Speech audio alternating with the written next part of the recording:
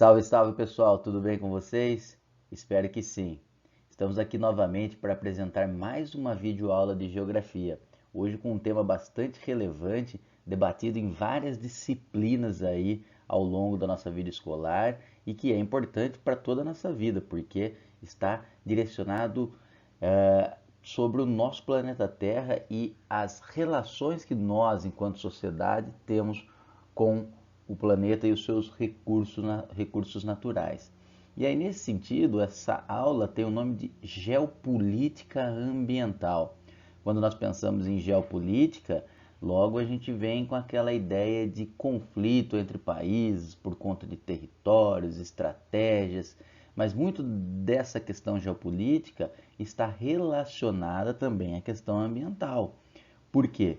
Porque existem principalmente interesses vindo dos países mais desenvolvidos nos recursos naturais dos países menos desenvolvidos. E isso pode gerar aí vários conflitos, né? Nós temos aí a questão do petróleo no Oriente Médio, a questão do minério de ferro no Brasil, da água, enfim, são vários interesses que vão aí sobrepondo muitas vezes a questão dos recursos naturais, né, sobre a qualidade desses recursos naturais, se eles estão esgotando ou não.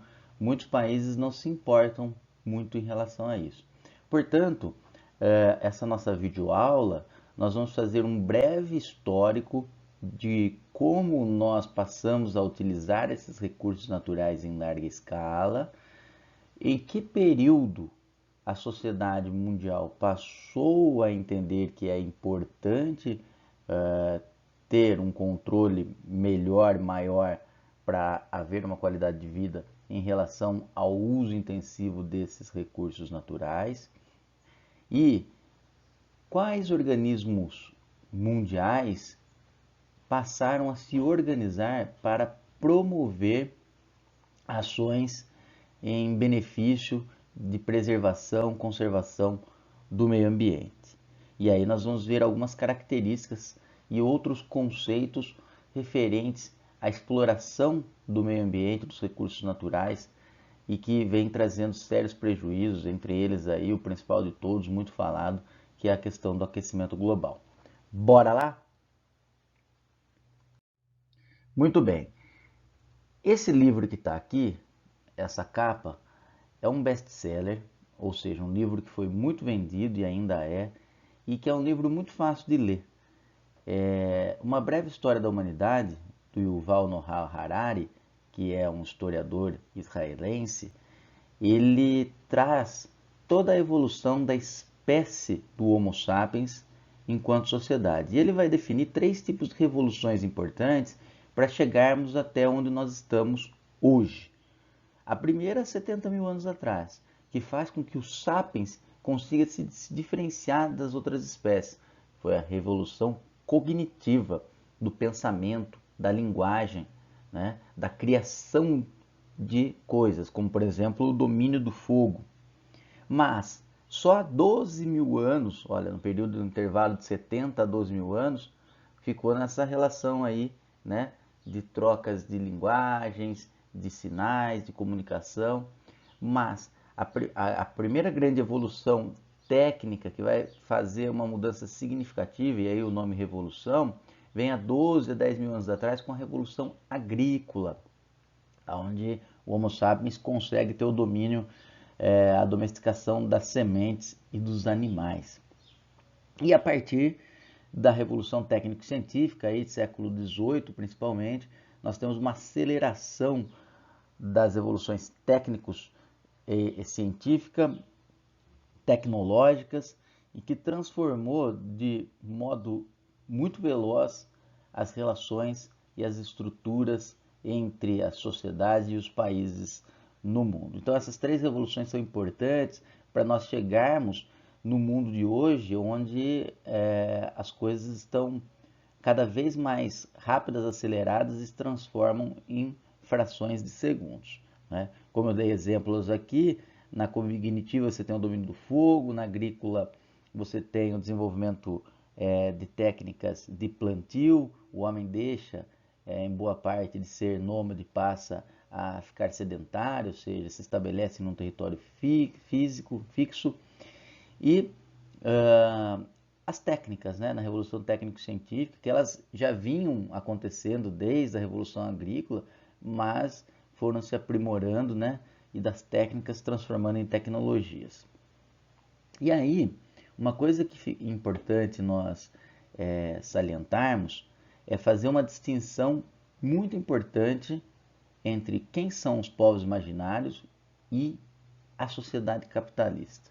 Nós vivemos numa sociedade capitalista, né? Nós não necessariamente somos capitalistas, porque quem é o capitalista é aquele que tem o bem de produção, né? Aquele que detém os bens de produção. Nós somos engrenagens desse sistema capitalista, trabalhamos dentro desse sistema capitalista. Já os povos originários são aqueles que não têm uma estrutura de acumulação de riqueza, não têm a ideia de acúmulo. Eles têm a ideia de subsistência. Geralmente são os chamados povos autóctones, ou aqueles povos tradicionais, aqueles povos que ocupam os territórios e que foram brutalmente extirpados, né, retirados dos seus territórios, massacrados, sofreram genocídio ao longo do processo de colonização, seja aqui na América, seja na África, seja na Oceania ou na Ásia. Nós temos vários exemplos aqui, a população indígena, né, nas Américas, os aborígenes na Oceania, os maores, várias tribos africanas, enfim. A relação desses povos originários com a Terra, com o planeta Terra, ou com Gaia, ou com a Mãe Terra, como eles gostam de chamar, ou como os peruanos chamam Pachamama, é muito diferente da relação de exploração dos recursos naturais promovidos pela sociedade capitalista. A sociedade capitalista tem como sua natureza a acumulação de riquezas e reprodução, né, dessa acumulação. E aí, não importa como vai se fazer isso. E o reflexo a gente percebe aí no planeta pedindo socorro, não é? Porque se eu preciso de petróleo, eu vou usar e explorar ele até o fim. Se eu preciso de gás, a mesma coisa, minério de ferro. Não importa se existem índios, se existem florestas, não importa se existem nada ali. O mais importante é não atrapalhar a minha acumulação de riqueza. Essa é a tônica, o pensamento de uma sociedade capitalista, das grandes corporações principalmente. Já os povos originários não, eles têm a ideia de manter um equilíbrio em relação ao meio ambiente para que aquilo sobreviva para as próximas gerações e mantenha os seus povos vivos, né? Mantenha as suas tradições. Então há uma distinção muito grande entre a percepção do que é um recurso natural para determinados povos e para uma sociedade que predomina o mundo hoje, principalmente o mundo ocidental, que é a sociedade capitalista que visa a simples acumulação de riqueza como sua própria natureza. Então, é importante ter clara essa distinção e, evidentemente, que esse uso excessivo, abusivo em relação aos recursos naturais vai trazer um equilíbrio, um desequilíbrio ambiental muito grande e sérios prejuízos para a natureza, como nós estamos acompanhando. Basta ver o Pantanal pegando fogo, basta ver a Amazônia, o desmatamento, enfim, exemplos é que não faltam. Essa onda de calor gigantesca que vem trazendo aí sérios prejuízos também, tanto para a saúde quanto para outras atividades. Exemplos é que não faltam. Avante, seguimos. Esse processo de desenvolvimento capitalista, de uso excessivo dos recursos naturais, ele vai ter um início ou um aumento significativo do uso desses recursos naturais a partir das revoluções industriais, século XVIII, século XIX. Começa ali na Inglaterra com a extração do carvão mineral, depois se espalha por toda a Europa, aí vem Japão, vem Estados Unidos. As principais matérias-primas então eram o carvão mineral, que começa a trazer aí toda uma poluição atmosférica pela queima desse carvão mineral, seja para o transporte de ferrovia, seja pelas chaminés das indústrias. Posteriormente, você tem, na segunda revolução industrial, o uso intensivo do petróleo, a exploração de petróleo. E aí hoje a sociedade ela é completamente dependente desse recurso e ele também gera a ideia de conflitos, né, entre países, conflitos geopolíticos, de tão importante que ele é. E durante o século XX você tem, em busca de uma mão de obra mais barata, de legislações mais frágeis, ambientais mais frágeis, você tem a expansão de multinacionais para os países em desenvolvimento, como é o caso do Brasil. Tem as primeiras multinacionais chegando aqui no Brasil, por exemplo, na década de 1950, né? Justamente com essa ideia de ter aí mais proximidade com o mercado consumidor, né? Legislações trabalhistas e ambientais bem mais frágeis comparado com seus países de origem, enfim. E tudo isso vai trazendo mudanças significativas na paisagem, né? Nas relações sociais, vai trazendo aí um aumento significativo da poluição, do trânsito, enfim. Porém, conforme você vai tendo esse pensamento de uso intensivo dos recursos naturais para a produção industrial e, evidentemente, para a produção de produtos para o consumo excessivo, nós vivemos aí numa sociedade extremamente consumista. Na segunda metade do século XX, alguns cientistas começaram a pensar no que estava acontecendo e alertar. Falou, opa, nós temos alguns problemas aí em relação à questão ambiental. E o primeiro tratado, né, o primeiro acordo entre países para tentar amenizar um pouco dessa questão, ou não interferir em lugares que ainda não foram explorados, para não trazer prejuízo ao meio ambiente, nós tivemos entre 1959 e 1961 o Tratado Antártico. A gente sabe que a Antártica ou Antártida, ela é o continente gelado, fica no hemisfério sul, né? E lá é o único continente que não tem divisão territorial, né? Todos os continentes você vai ter aí os territórios pertencendo a um determinado país. Lá não. Lá, com esse tratado, houve uma proibição de exploração econômica, não se pode explorar absolutamente nada lá, economicamente, e nem treinamentos de atividades radioativas, né? Por quê? Porque ali é um ambiente ermo, né? Vazio, então vazio demográfico, então seria um lugar que as potências militares poderiam tranquilamente trabalharem com as suas atividades militares radioativas. Agora, evidentemente que o prejuízo de contaminação desse continente, que posteriormente poderia se espalhar pelo mundo, é muito perigoso e sem precedentes. E aí o que ficou acordado nesse Tratado Antártico? Apenas o desenvolvimento de pesquisas científicas, né, que vai trazer benefícios para a humanidade. E aí, em 1975, o Brasil passou a ser signatário, ou seja, seguir esse tratado. Atualmente são 30 países signatários e esses países vão ter ali ou bases militares ou dividir algumas bases com alguns países que possuem bases militares científicas naquele continente. Em 1991, esses países prorrogaram por mais 50 anos, ou seja, esse tratado tem validade até 2041 e em 2041 os países vão sentar de novo e debater se vão continuar com a manutenção desse tratado por mais 50 anos ou não. O importante é que mantenha e que esse continente fique apenas como pesquisas científicas, né? Tanto é que a Antártica é um patrimônio de toda a humanidade, não pertence a nenhum país, ela é considerada. Ou também como uma reserva nacional dedicada à ciência e à paz. Então a Antártica é esse continente gelado, importante para muitas pesquisas científicas. E o Brasil faz parte ali, vamos ver algumas ilustrações?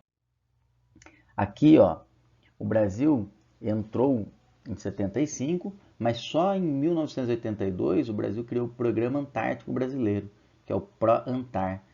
E aí em 84 foi construída a base Comandante Ferraz. Porém, infelizmente, em 2012, ela foi atingida por um incêndio.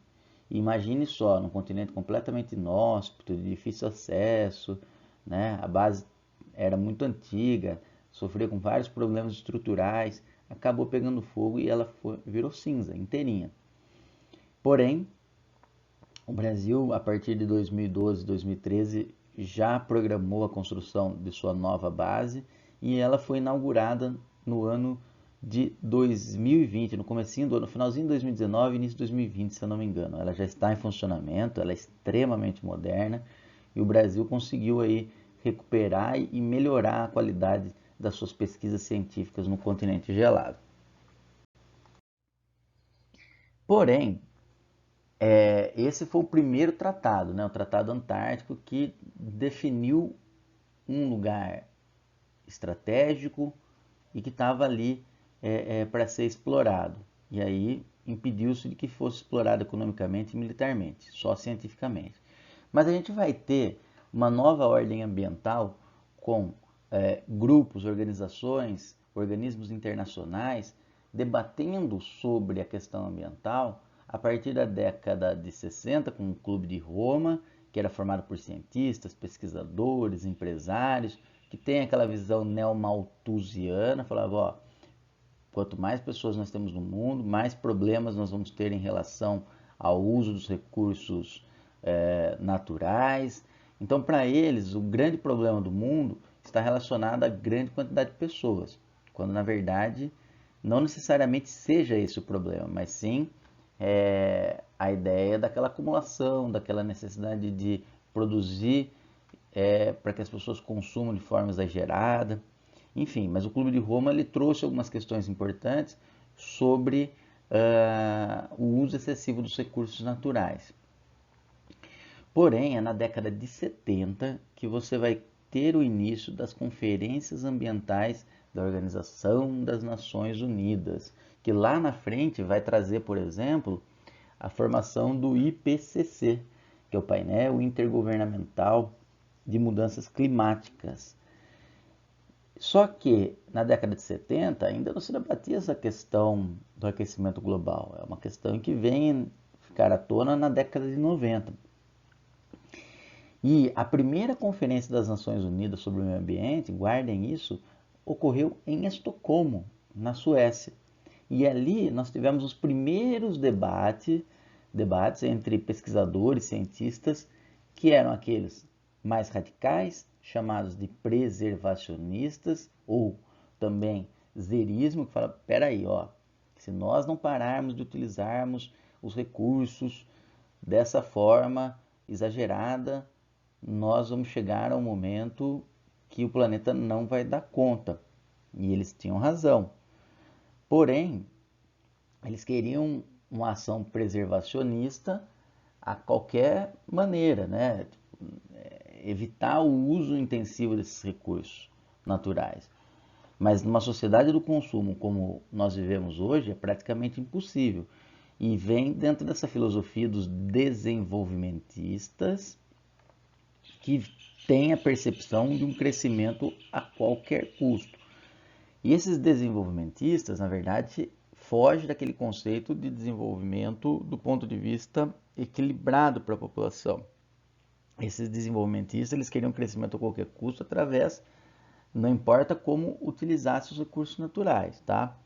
É porque existem os desenvolvimentistas que atuam de uma forma mais equilibrada, tá? Mas nesse caso não, eles queriam crescimento a qualquer custo.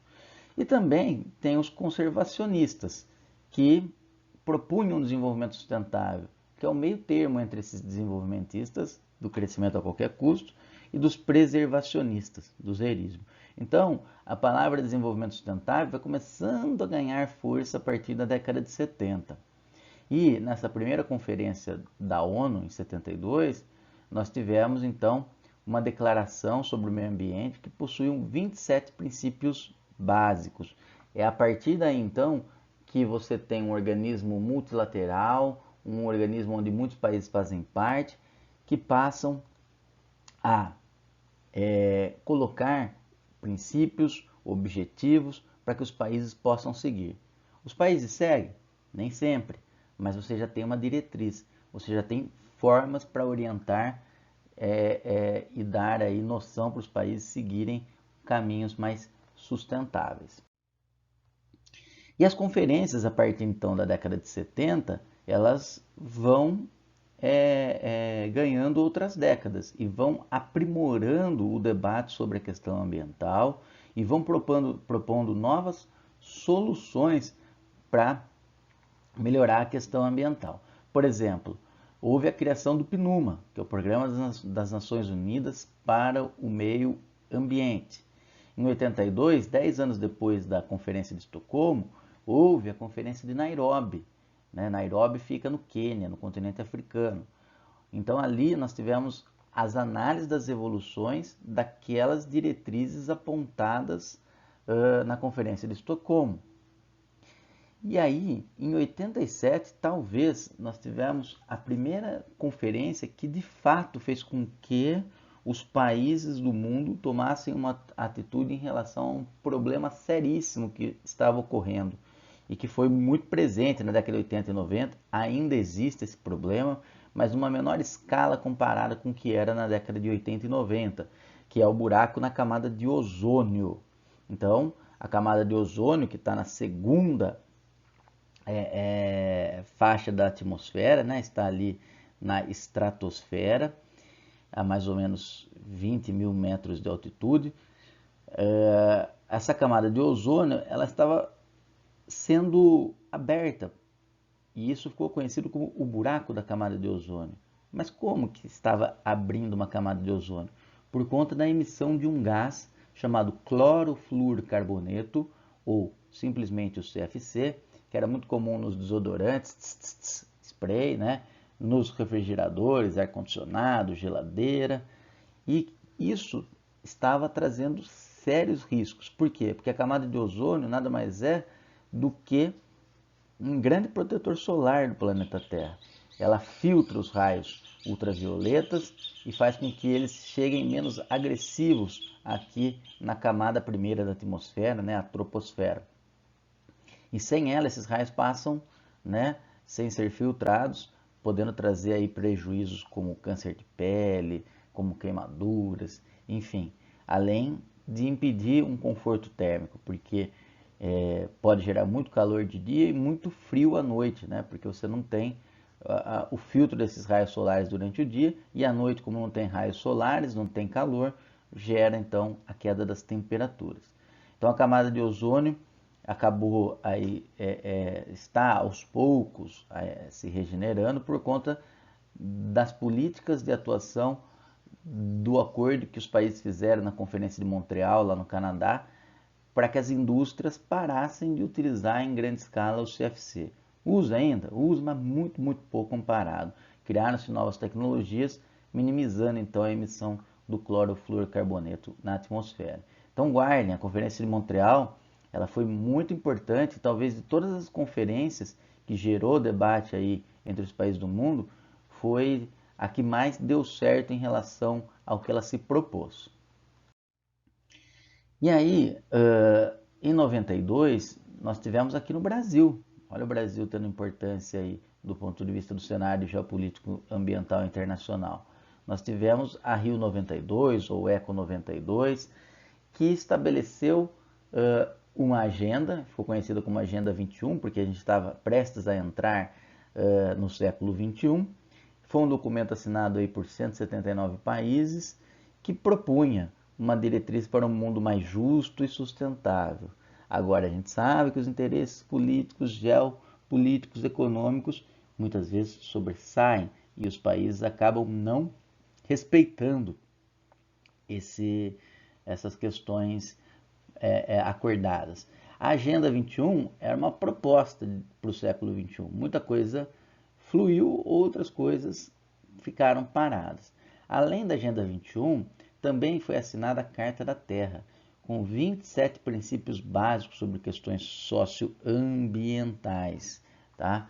Então, essa Carta da Terra ela foi importante também para dar diretrizes, foi aprimorando as outras diretrizes apontadas em outras conferências. E também surgiu a Convenção sobre a Diversidade Biológica. Foram surgindo várias frentes que até hoje existem e debatem aí temas importantes sobre a questão do meio ambiente.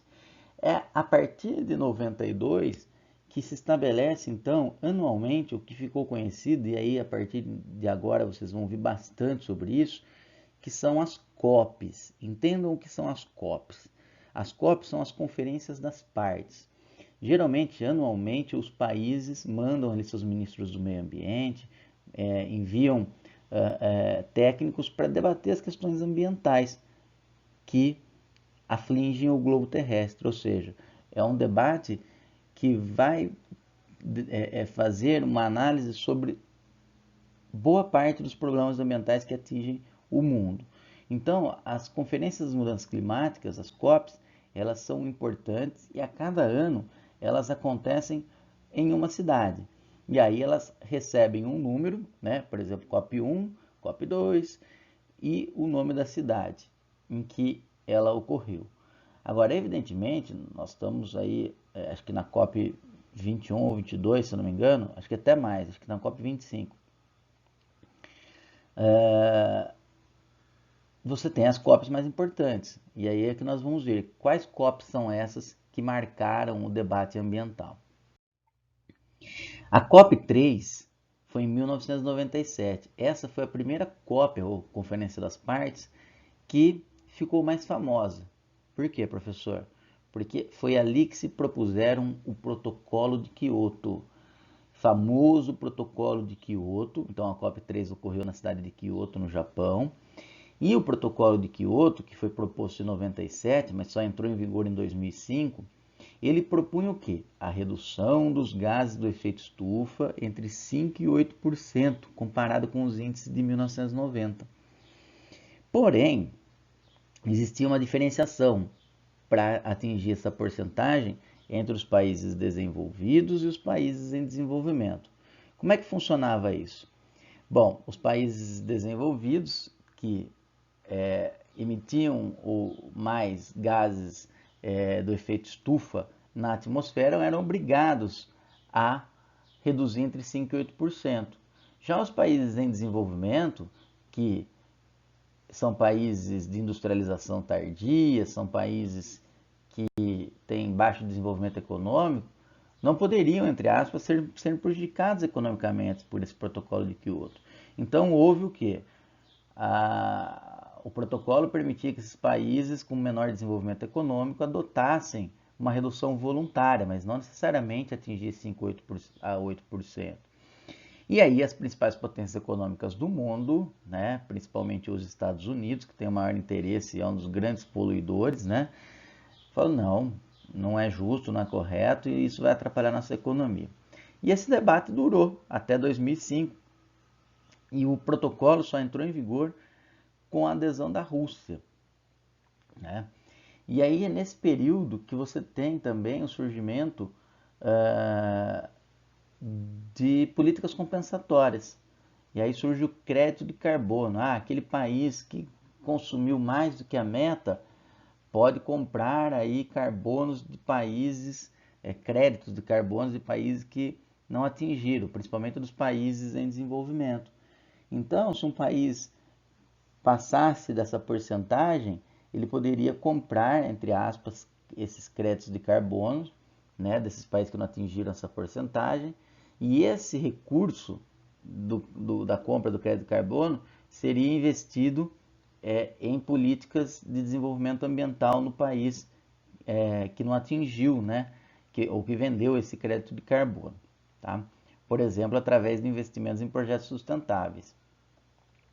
Então, veja, o protocolo de Kyoto, ele já pensava nessa questão do aquecimento global, através então do efeito estufa, que tem um aumento significativo da temperatura, e esse efeito estufa é potencializado, evidentemente, com os gases, né, atmosféricos lançados na atmosfera, né, o CO2, o dióxido de carbono, né, que vai trazendo prejuízos atmosféricos significativos. Então, o protocolo de Kyoto, na verdade, ele acabou sendo em tese fracassado, porque não houve adesão dos Estados Unidos, e vocês vão ver que os Estados Unidos vão fazer isso de novo em breve.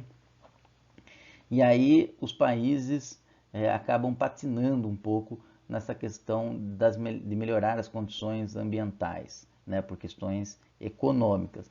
Mas foi um avanço, né? De qualquer forma, foi melhor que nada. E aí o protocolo de Kyoto ele vai ser reformado lá na frente a partir do Acordo de Paris. Nós vamos chegar e falar um pouco sobre isso.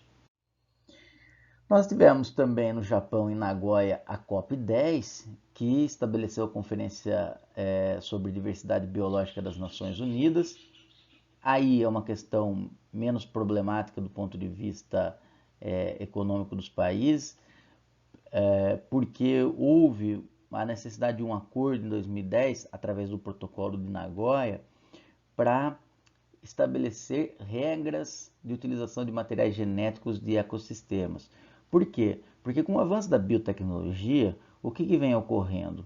Vem tendo as transformações das sementes geneticamente modificadas. E isso pode trazer um fenômeno chamado erosão genética. O que é erosão genética? Quando você tem o melhoramento de uma determinada semente, ela pode ser plantada num determinado bioma, num determinado lugar, e ela passa a predominar, porque ela é muito mais forte. E ela vai matando as outras espécies que estão próximas, né? Então, ela vai praticamente reinar sozinha ali. Isso pode trazer um desequilíbrio para os ecossistemas. Então, existem regras para a utilização de materiais genéticos dentro de ecossistemas. Também, esse protocolo procura inibir a biopirataria. Quando a gente pensa em biopirataria, nós pensamos apenas naquele tráfico de animais silvestres, né? Que é biopirataria e é cruel, é terrível. Mas também a biopirataria é quando você tem aí a retirada de água dos rios, quando você tem a retirada de espécies nativas de plantas, né, para uso da indústria farmacêutica, da indústria de cosméticos, enfim, vários problemas retratados em relação à biopirataria. Então, o Protocolo de Nagoya tem como perspectiva, desculpa ao corona, a proteção da biodiversidade. Perfeito? Nós vamos falar um pouquinho mais de biopirataria mais adiante. Em 2002, nós tivemos em Joanesburgo, na África do Sul, a Cúpula Mundial sobre Desenvolvimento Sustentável e a terceira Conferência do Clima. Em 2012, 20 anos depois, nós tivemos, já com menos pompa do que foi em 92, a Conferência das Nações Unidas sobre Desenvolvimento Sustentável, foi conhecido como Rio+20, e todas essas cúpulas, essas conferências, elas tinham como objetivo, ou têm como objetivo, melhorar as questões ambientais, o debate, promover o debate, para melhorar aí as dinâmicas do meio ambiente. E a gente sabe que, por mais importante que sejam esses debates, por mais que tragam elementos para a gente pensar um mundo mais sustentável, a dificuldade é muito grande, porque isso esbarra nos interesses econômicos dos países mais desenvolvidos, fundamentalmente os Estados Unidos. E aí sim, aqui eu peço que vocês tenham uma atenção mais especial, que foi a COP21 em 2015, né, que está o Tratado de Paris, que foi então a grande sensação do mundo nessa década de 2010. Por quê?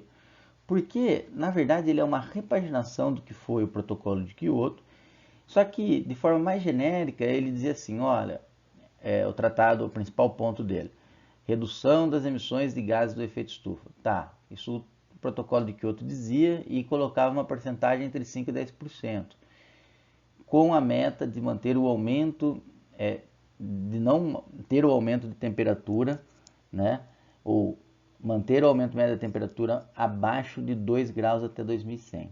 Ou seja, vamos supor, se a temperatura hoje ela está em torno de 32 graus na média em determinado lugar, ela não pode passar de 34 graus até 2100.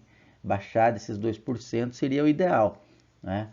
Mas enfim, é um acordo muito genérico que boa parte dos países do mundo assinaram. Inclusive quem? os Estados Unidos da América, que na época era presidido pelo presidente Barack Obama. Porém, com a eleição de Donald Trump, você tem, então, os Estados Unidos saindo do Tratado de Paris, do Acordo de Paris, e aí trazendo uma ducha de água fria para os ambientalistas, para quem defendia esse acordo, como por exemplo o primeiro-ministro francês Emmanuel Macron, que tentou de todas as formas aprovar. O Tratado de Paris está em vigor, mas sem os Estados Unidos, que é um dos maiores poluidores, ele perde um pouco do sentido.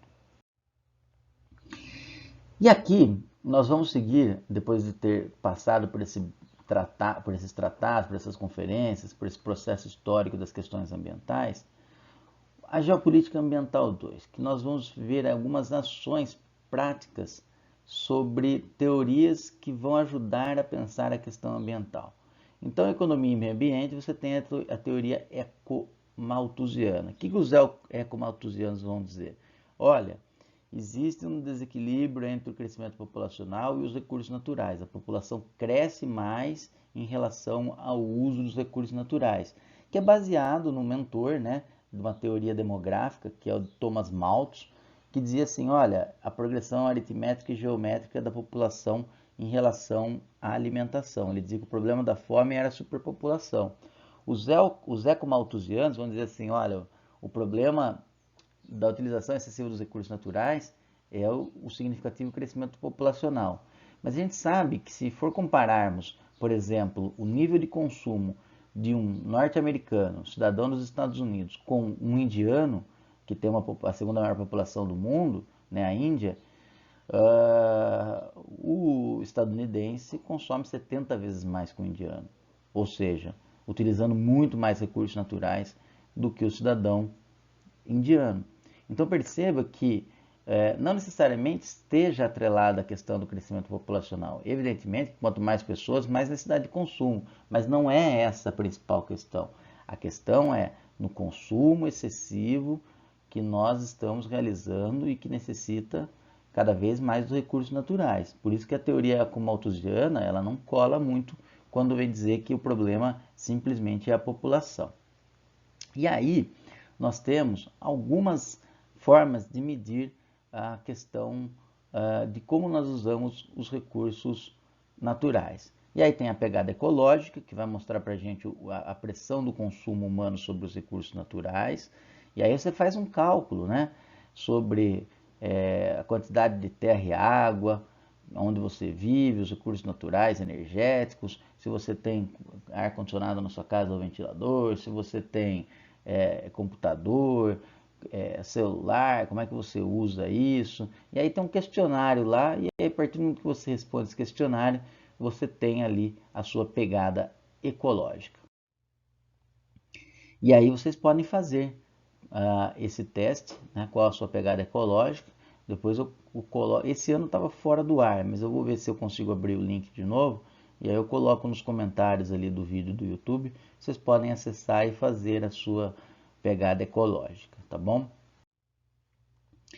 Bom, outros conceitos importantes são aqueles relacionados à questão de como o planeta vai aguentar a utilização desses recursos naturais.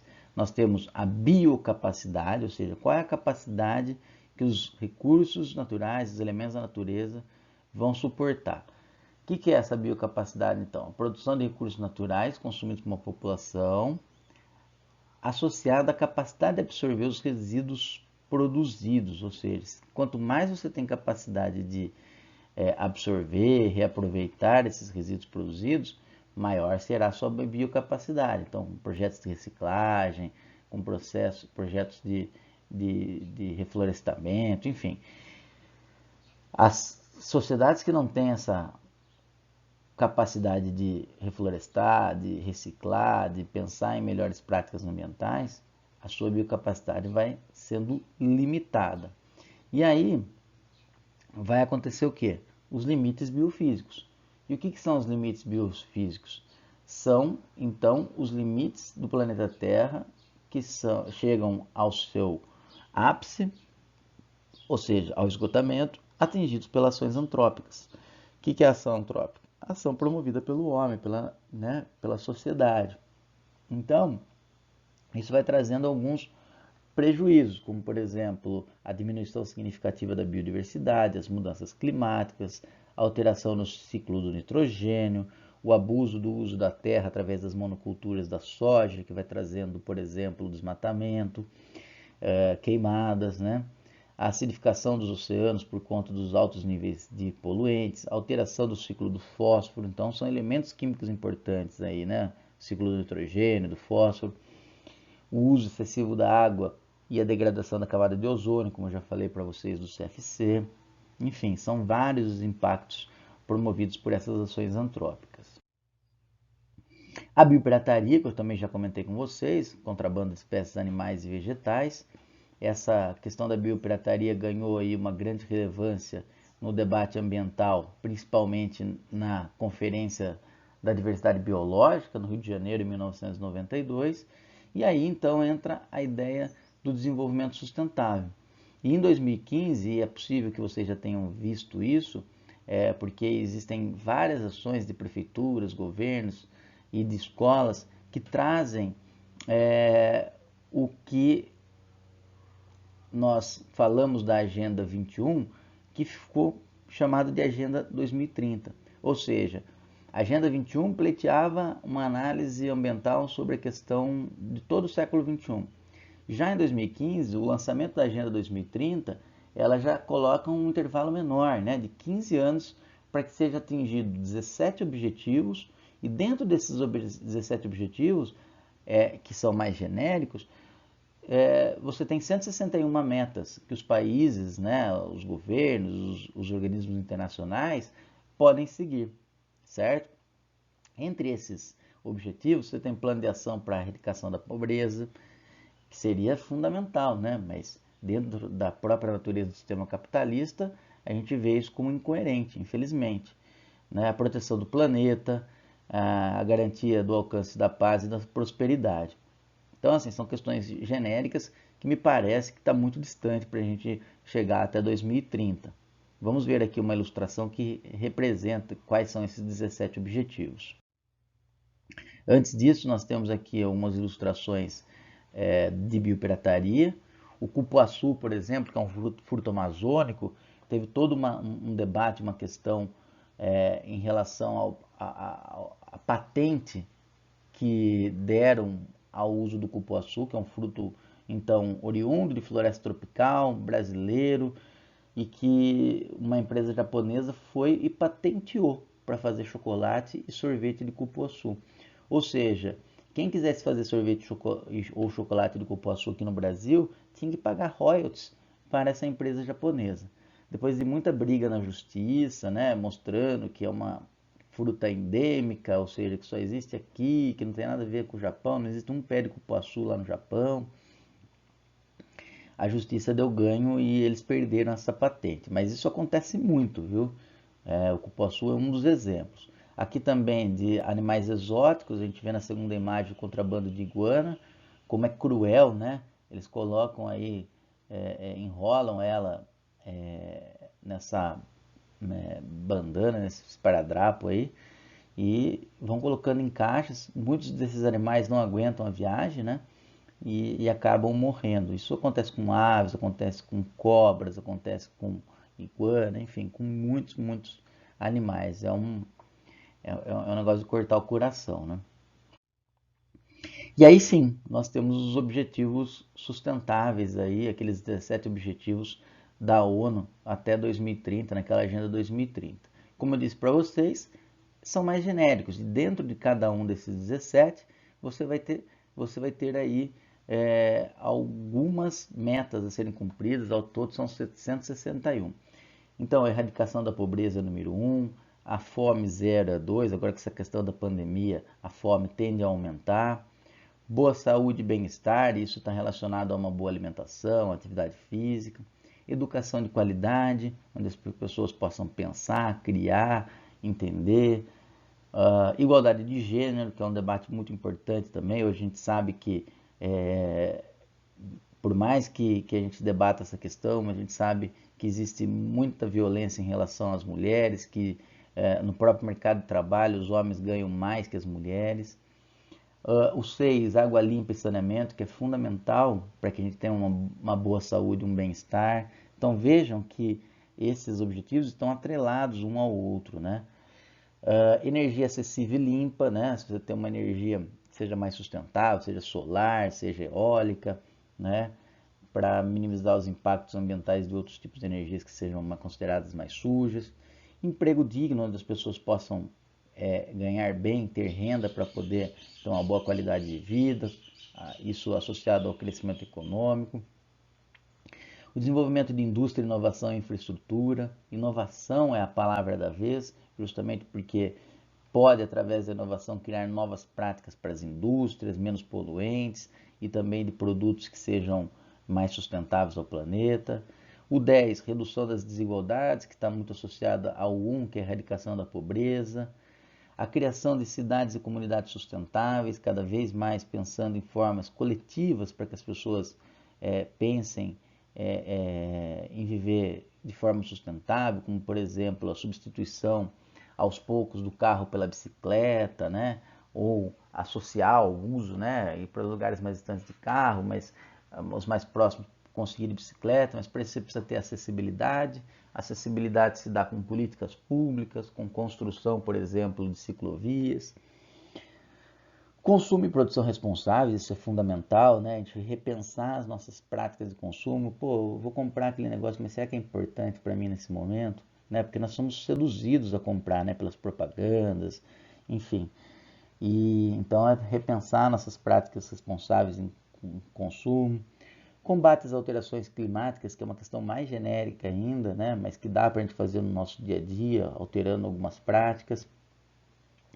Pensar na questão de vida debaixo d'água, que a gente não enxerga, né? Mas que sofre com grande parte da poluição, seja nos rios ou nos mares. Vida sobre a terra, né? Que aí é a questão dos biomas, a gente vê aí o problema dos incêndios nos biomas brasileiros. Paz, justiça e instituições fortes, né? No sentido dessas instituições fortes terem força suficiente para a manutenção da paz e da justiça, e a gente vê que existem muitos conflitos no mundo hoje, né? E parceria em prol das metas, né? Entre os países, entre entidades, organismos e assim por diante. Esses são os 17 Objetivos de Desenvolvimento Sustentável da ONU. Claro que até 2030, possivelmente a gente não chegue a cumprir boa parte desses objetivos, mas eles são fundamentais para fomentar um futuro que não seja 2030, mas que seja 2060 ou que seja o mais breve possível, para que esses objetivos se tornem cada vez mais palpáveis, né? Então é uma construção, né? Está dado aí para a gente pensar e atuar para melhorar as condições e desenvolver um planeta mais sustentável. Outro mecanismo importante são os sumidores de carbono, que vem muito parecido com aquela ideia dos créditos de carbono, né, o mecanismo de desenvolvimento limpo, onde empresas e países vão reduzir a emissão de gases poluentes e aí eles vão ser certificados. E a partir do momento que eles são certificados por conta dessa diminuição da emissão de gases, eles podem vender créditos de carbono para outras empresas ou países que não atingiram a meta. Então vira um grande negócio, como se fosse uma bolsa de valores aí, e isso estimula, né, de certa forma, que empresas comecem a reduzir a sua emissão de gases para tentar aí, vender créditos de carbono e também gerar mais práticas sustentáveis. Isso aqui vocês já devem ter visto várias vezes, né, que é a questão dos 5 R's. Repensar, lembra que eu falei lá? Que está ligado aos hábitos, às atitudes de consumo, esse é o primeiro R. A partir do momento que eu consigo repensar, eu diminuo o meu consumo e também passo a reduzir a geração do meu lixo.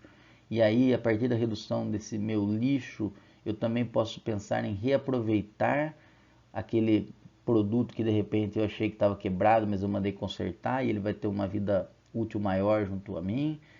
Eu posso também reciclar, né? Pegar ali, e reciclar é muito simples, né? Ou pelo menos levar a um processo de coleta seletiva, transformando esses materiais em outras matérias-primas para novos produtos. Então é uma questão de cidadania, né? É pegar um cantinho da sua casa ali, separar o que é vidro, o que é plástico, o que é papelão, né? Separar do lixo orgânico, né? E esses que são reciclados, vocês ligam para a prefeitura e perguntam: quando é que passa a coleta seletiva no meu bairro? Pô, passa quinta-feira. Então, deixa quarta-feira à noite todo o lixo organizado, quinta-feira de manhã, bota lá na lixeira, coleta seletiva, leva embora, vai para uma cooperativa, essa cooperativa vai gerar renda para quem trabalha lá e vai melhorar a questão tanto do meio ambiente como a questão econômica de renda dessas pessoas. Então, por isso que é importante demais reciclar, tá?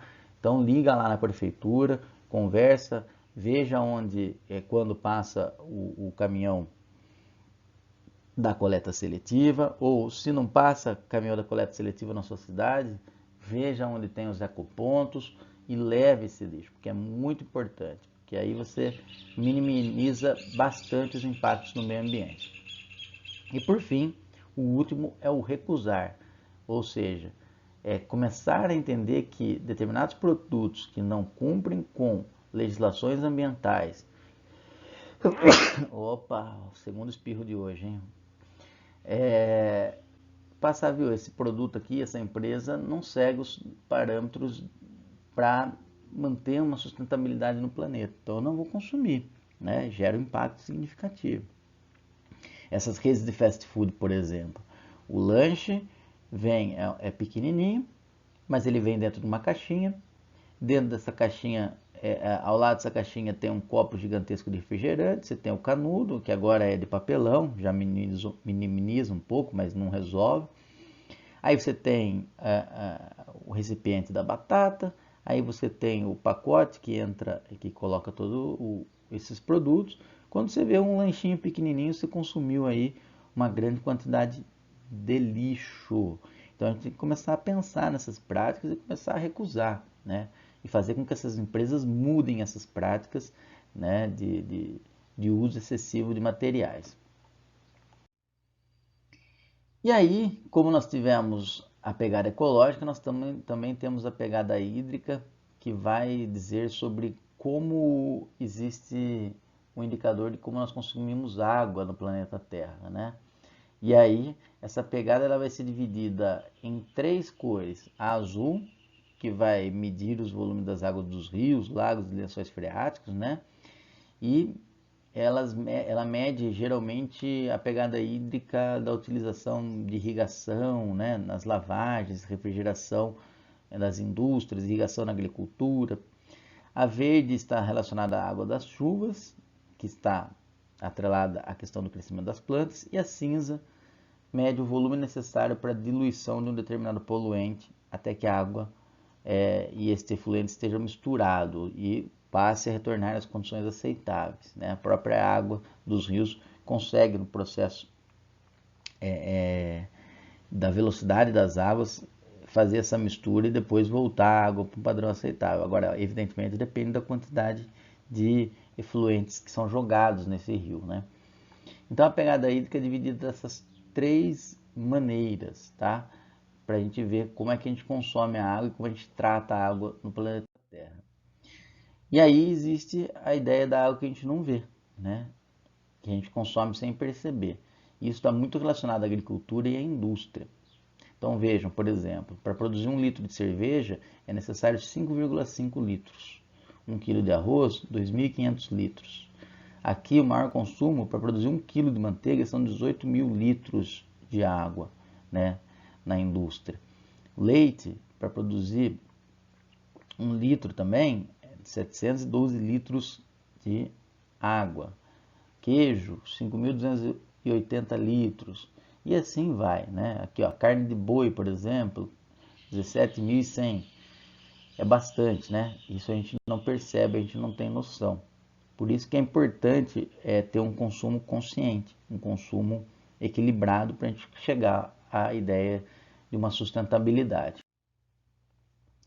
E por fim, nós temos a questão do estresse e da escassez hídrica, que é a questão da maior demanda de água do que a disponibilidade. né? Então, não necessariamente só em áreas desérticas que nós vamos sofrer com essa questão da escassez hídrica ou estresse hídrico. Nós passamos de 2014 aqui no estado de São Paulo um problema muito sério, né? Vocês lembram lá do Cantareira, de como você teve um prejuízo muito grande por conta da falta de chuvas e com a baixa da água dos reservatórios. Começou a faltar água, houve a necessidade do racionamento, né? E atualmente, em pleno 2020, nós estamos passando por esse problema também, que é a questão de uma escassez, né, de um estresse hídrico por conta da falta de chuva. E logo, logo, as prefeituras que mais estão sofrendo com o problema da falta da água têm que promover essa questão do racionamento, certo?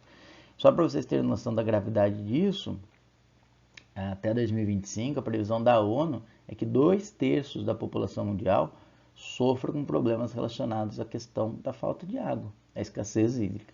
Então é muito grave.